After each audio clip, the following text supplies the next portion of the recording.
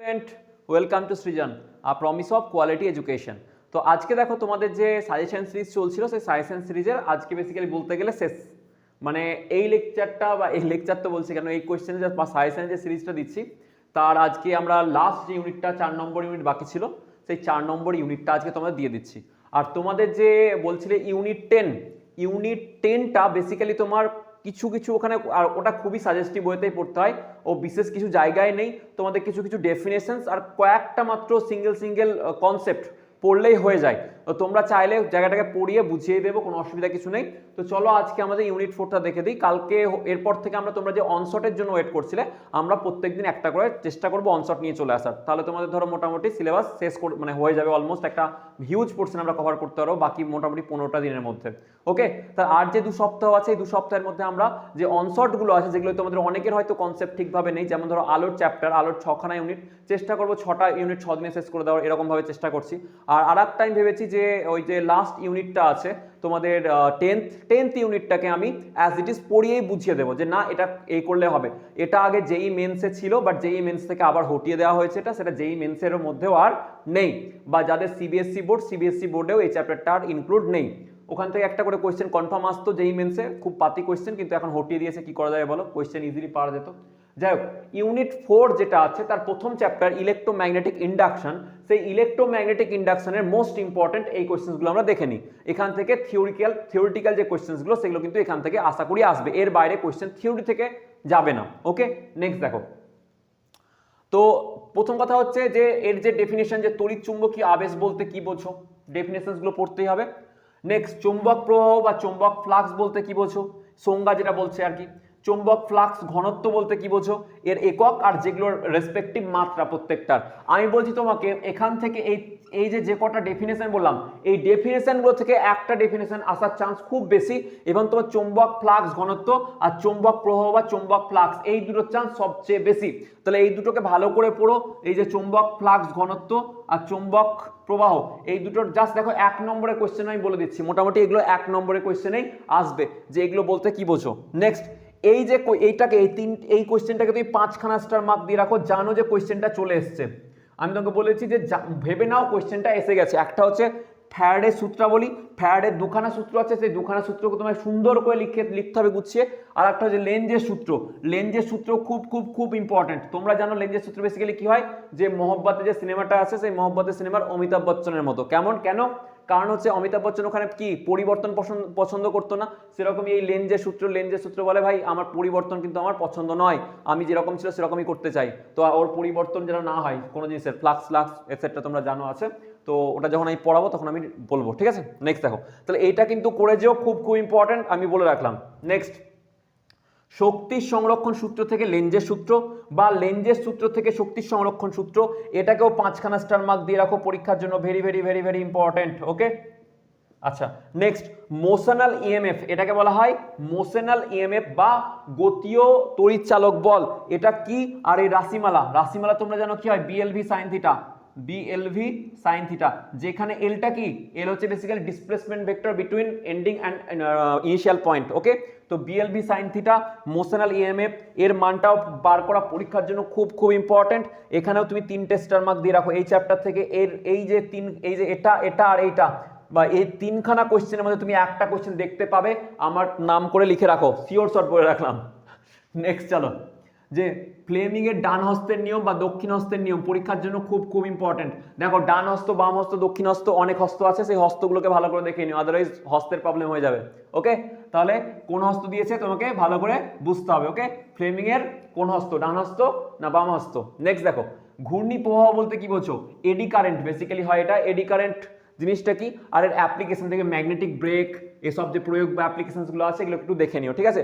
ঘূর্ণি প্রবাহ খুব ইম্পর্টেন্ট, ভালো করে যেও, এটার জন্য পরীক্ষায় ইম্পর্টেন্ট কোয়েশ্চেন এখান থেকে ফ্রেম করে। আর এবং বড় যখন হবে, বড় হয়ে যদি কোনোদিন ইঞ্জিনিয়ারিংয়ে পড়ো, তাহলে দেখবে eddy current loss, iron loss, copper loss, অনেক কিছু আছে ট্রান্সফরমারে, ওগুলো পড়তে হয় ইঞ্জিনিয়ারিংয়ে গিয়ে, তখন পড়বে, ঠিক আছে। 2 phase transformer, 3 phase transformer, single phase transformer, auto transformer, অনেক গল্প আছে, বড় হয়ে পড়বে।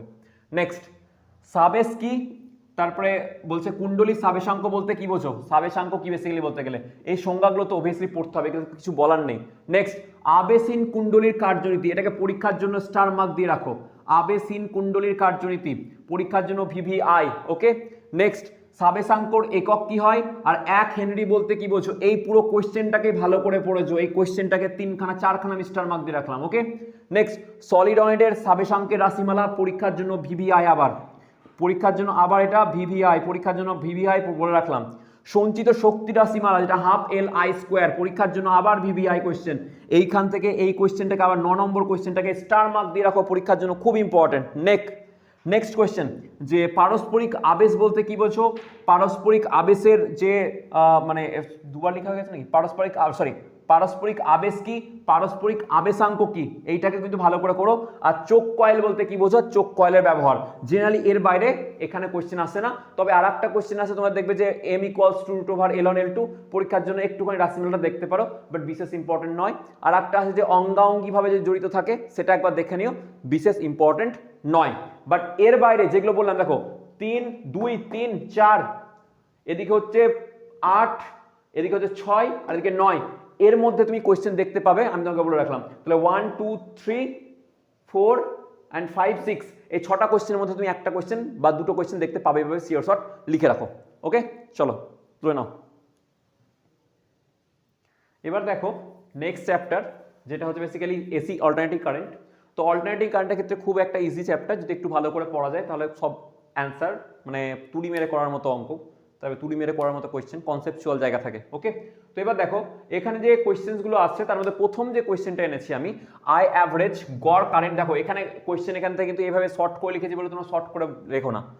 অ্যাভারেজ কারেন্ট কি জিনিস, আরএমএস কারেন্ট কি জিনিস, এদের মধ্যে সম্পর্ক কি আছে, একটা ফুল সাইকেলের ক্ষেত্রে অ্যাভারেজ কারেন্ট কত হয়, হাফ সাইকেলের ক্ষেত্রে অ্যাভারেজ কারেন্ট কত হতে পারে, এগুলো কিন্তু তোমাদেরকে দেখতে হবে। ওকে, এই পুরো জিনিসটাকে ভালো করে মাথায় রাখো, এইখান থেকে একটা কোয়েশ্চেন পাওয়ার মতো জায়গা আছে। ঠিক আছে, আচ্ছা নেক্সট, বলছে পরিবর্তী তড়িৎচালক বল কি কি বিষয়ের উপর নির্ভর করে, পরীক্ষার জন্য একটা ভালো কোয়েশ্চেন। নেক্সট, আকৃতি গুণক বা এটা বেসিক্যালি ইংলিশে বলে ফর্ম ফ্যাক্টর। আকৃতি গুণক নামটা লিখতে গিয়ে আমার কিরকম লাগছিল, বাট ফর্ম ফ্যাক্টর বলে এটাকে। ঠিক আছে, আচ্ছা এসি কারেন্টের ক্ষেত্রে ক্ষমতা কি হয়, এর রাশিমালা কি হয়, ভালো করে করবে। তোমরা জানো ভি মানে আয়ার কস মানে কস, যে কস ফ্যাক্টর মানে কস থিটা যেটা আছে সেটাকে পাওয়ার ফ্যাক্টর বলা হয়।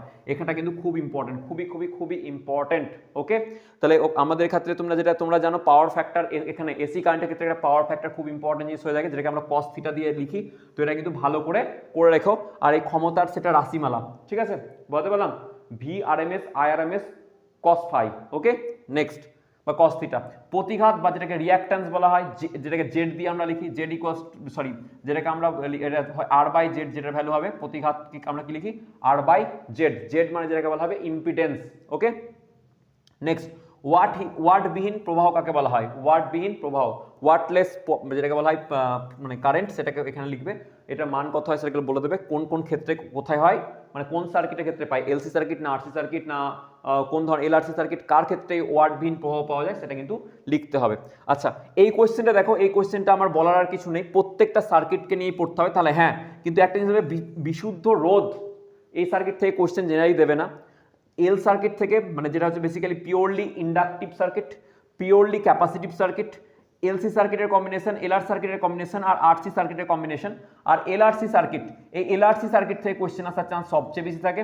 বাট প্রত্যেকটা সার্কিটকেই ভালো করে পড়ে রাখতে হবে, প্রত্যেকটা সার্কিটকেই ভালো করে পড়ে রাখতে হবে, আদারওয়াইজ কি বলতো অঙ্কগুলো হবে না। এখান থেকে জেনারেলি কি আসে, এগুলো থেকে তাদের রাশিমালাগুলো জিজ্ঞাসা করে নেয়, তাদের পিক্টোরিক্যাল রিপ্রেজেন্টেশন, মানে ধরো যেটা আই আর ভি, মানে কারেন্টের সাথে ভোল্টেজ ল্যাগিং করছে না লিডিং করছে, এগুলো তোমাকে দেখাতে হয়, রিপ্রেজেন্ট করতে হয়, সেখান থেকে জেড এর ভ্যালু বার করতে হয়, পাওয়ার ফ্যাক্টরের ভ্যালু বার করতে হয়। ঠিক আছে, তো এগুলো হচ্ছে তোমার cos থিটা সমান আর বাই জেড হয়। হ্যাঁ, cos থিটা সমান আর বাই জেড, প্রতিঘাত সমান হচ্ছে তোমার বেসিক্যালি হচ্ছে জেডটাকে বলা হয় প্রতিঘাত, যেটা বলছে ইম্পিডেন্স। ঠিক আছে, আচ্ছা বাক বাই দাও, এখানে আসো, যে কি বললাম পিক্টোরিক্যাল রিপ্রেজেন্টেশন মানে কি, পিক্টোরিক্যাল রিপ্রেজেন্টেশন মানে হচ্ছে যে ল্যাগিং হয়ে আছে কারেন্ট ভোল্টেজের থেকে, না লিড করে আছে না ল্যাগ করে আছে, এগুলো তোমাকে বোঝাতে হবে। এখান থেকে ম্যাথসগুলো আসে, ম্যাথসগুলো খুবই ইজি টাইপের ম্যাথস, দেখে অ্যান্সার করার মতো ম্যাথস থাকে যদি একটু বুদ্ধি আমরা লাগাই। তো আমার যেটা প্রায়োরিটি লিস্টে আছে তোমাদেরকে বলেছিলাম, সেটা হচ্ছে প্রথমে আমরা অপটিক্যাল ইনস্ট্রুমেন্টেশনের অনশট নিয়ে আসছি, মোস্টলি তোমরা কাল পেয়ে যাবে। অপটিক্যাল ইনস্ট্রুমেন্টেশনের সঙ্গে সঙ্গে তোমরা পেয়ে যাবে তারপরে নেক্সট চলে আসবে এসি কারেন্টই, ঠিক আছে, এসি কারেন্ট, আর ওদিকে পড়ে আছে কমিউনিকেশন সিস্টেম, এই তিনটে তো পরপর আসবে। ওকে, তারপরে নেক্সট দেখো এলআরসি সার্কিটের ক্ষেত্রে অনুনাদের শর্ত, very very very very important, পরীক্ষার জন্য স্টার মার্ক দিয়ে রাখো। অনুনাদের শর্ত চিত্রসহ গ্রাফ লেখচিত্রসহ এঁকে দেবে, ঠিক আছে, 3খানা স্টার মার্ক দিয়ে রাখলাম। অনুনাদের শর্তটা কি হয়, কিউ ফ্যাক্টর বলতে কি বলছো এলআরসি সার্কিটের ক্ষেত্রে। নেক্সট জেনারেটর, ডায়নামো আর ট্রান্সফরমার প্রত্যেকটার গঠন আর কার্যনীতি, ওয়ার্কিং প্রিন্সিপাল আর হচ্ছে স্ট্রাকচার প্রত্যেকটার জন্য করবে, তাহলে এর বাইরে আশা করি কোশ্চেন যাবে না। এই জেনারেটর আর ডায়নামোর পার্থক্যটা একটা করে নেবে, ঠিক আছে। তো আশা করি এর বাইরে কোনো কোশ্চেন যাচ্ছে না। তো তোমরা ভিডিওটা দেখো, like comment share subscribe what ever যা ইচ্ছা করে দিও। আর তোমাদের জন্য নেক্সট ওয়ান শটের ভিডিওগুলো আমরা নিয়ে চলে আসছি। আশা করি দেখো এই যে এতগুলো তোমাদের সাজেশন দিয়ে দিলাম, এর বাইরে কোশ্চেন থিওরিটিক্যাল কোশ্চেনে যাবে না। আর তোমাদের যা যা ডাউট তোমরা অবশ্যই কমেন্ট সেকশনে জানাও, তোমাদের কি রিকোয়ারমেন্ট আছে সেগুলো জানিও, ঠিক আছে। দেখা হচ্ছে next video, thank you very much.